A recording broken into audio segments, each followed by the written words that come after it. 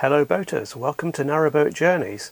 Now this is quite a difficult vlog for me to make because it's very personal, so if you have any comments, please keep them kind. To many people, living on a boat on the canal seems like a dream come true. Lovely, peaceful, tranquil environment, cruising around, having a lovely time, not a care in the world, and to be honest, yeah, it's like that usually. In most places, yeah, that's what life is like. But sometimes things are not always like that, and this sort of thing can go wrong for certain people after a certain amount of time, and it can sneak up on you without you realizing it. I'm mainly talking about anxiety, and this can affect particularly single boaters. They say the largest demographic, I think they call it, of boaters buying boats are divorced middle-aged men. So that's not exactly my circumstances, but I think they will probably be experiencing, or many of them will experience, similar sort of problems to what I'm about to describe. I remember an early warning sign of this condition. I bought the boat back in 1990, and this happened within the first year of buying the boat and moving on. I was cycling to work one morning. This was in Oxford. I was moored probably near St Edward's School, and I was cycling down the towpath down to Isis Lock, underneath the railway lines, onto the River Thames, and then down a short part of the Thames towpath to Botley Road. The towpath was really quite rural and lovely, very quiet and peaceful. It was a really nice day, very enjoyable little trip. And then as I came off the towpath onto the Botley Road, suddenly I was confronted by the morning rush hour traffic, which is like a big wall of noise, hustle, bustle, cars, bikes, lorries, all that sort of thing. And I can remember actually just recoiling at that scene and thinking, oh God, no, I don't want this. I just want to go back to the boat, back to where it's quiet, back to where it's peaceful. Now, I didn't realise that was a warning sign at the time, but it did stick in my mind as being unusual. Life on the boat was fine. It was fun and it was exciting. It was a very exciting time. Busy, stressful, but good fun. But some bad things happened as well. And not all of these things are going to make it into vlogs. But anyway, I moved onto the boat in 1990. In 1992, my mother died of lung cancer. And shortly after that, in 93, my relationship broke up with my partner. So I found myself left alone on the boat, having taken on all the loans for it. So that was a difficult time in itself. For the next 10 years, really, I was working full-time, and towards the end of 1999, I was made redundant. The company that I worked for had been sold, and the new owners relocated it to Guernsey.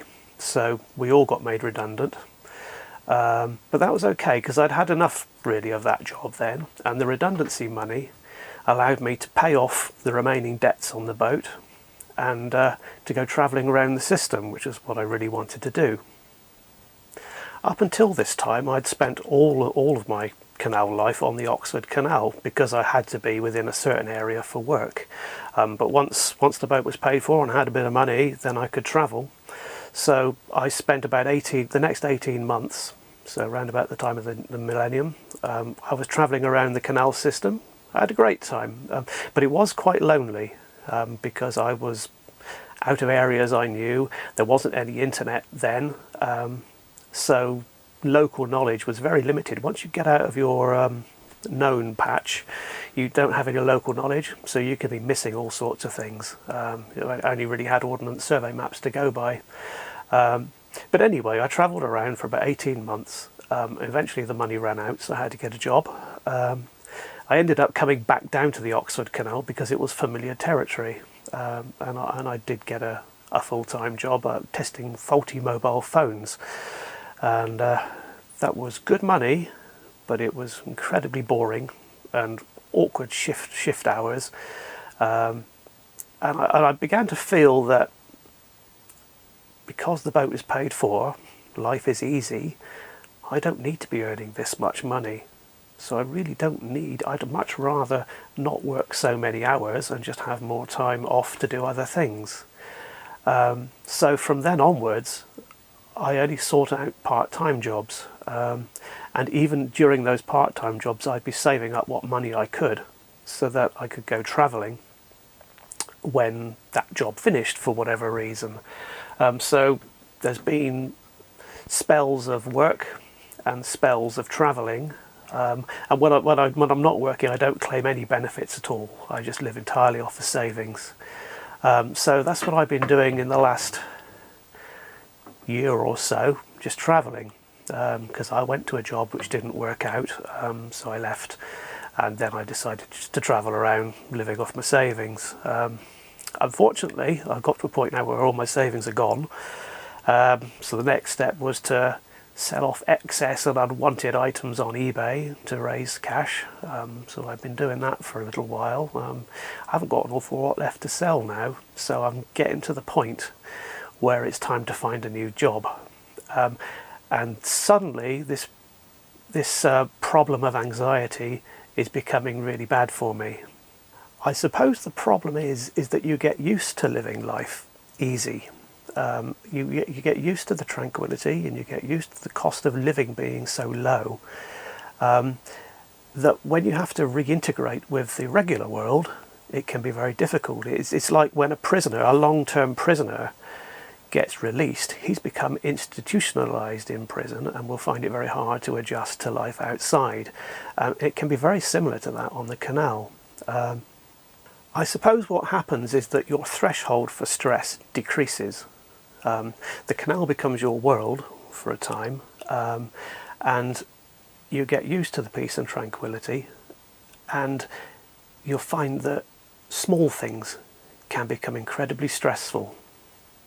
So recently I've applied for 2 jobs. One was a part-time job, the other one was, well, as many hours as I wanted really. And both jobs were jobs which I could reasonably do quite easily, I think. And yet at the same time, when I get home, the amount of stress that I feel about it is unbelievable. I can't sleep, I can't eat, I feel sick all the time. And because I'm on my own all the time, not including the cats, there's no one to talk to about it, and these problems just go round and round in your head, and can cause a lot of stress, really. This problem's only really manifested itself in the last couple of years. It takes a long time for this to happen. If you're a single person on your own, if you're a fairly extrovert sort of personality, you'd probably be okay, and especially if you've got some money. It's more for the quieter, more introverted types. Life on a boat can be very isolated, especially now that the CRT are cracking down on these 14-day mooring rules like that. It never used to be like that. In fact, I believe the 14-day rule did exist when I first started mooring, but it wasn't enforced. And what was British Waterways back then, they weren't bothered. Unless someone made a complaint about you staying in one place for too long, they were quite happy to let you stay there for as long as you liked. Having said that, I still used to move around a lot, but that approach did allow some really nice friendly communities to build up on the canal, and a lot of that is gone now because, I have friends on the canal, but because we're all continuous cruisers, so if you get out of sync with each other, then you could easily go for a year without even seeing them, so you lose that closeness. So I wouldn't recommend boat life for a single introvert. Unless you can get yourself on a residential mooring in a place where you're not totally isolated. I'm normally quite happy on my own. I don't really suffer from loneliness too much, apart from times when I do feel anxious or stressed, and then I would like a bit of company. It would help a lot. Anyway, I don't know what the future's going to hold. I'm quite worried because my boat is very old. It's 40 years old now, just about.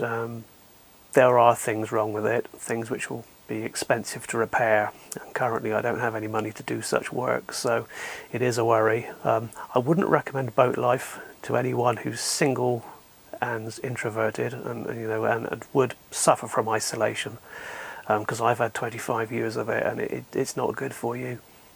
Anyway, I won't say I hope you've enjoyed this video, because it's not that sort of video really, but hopefully the next one will be a bit happier and I'll have some better news for you. So thanks for watching, and I'll see you next time.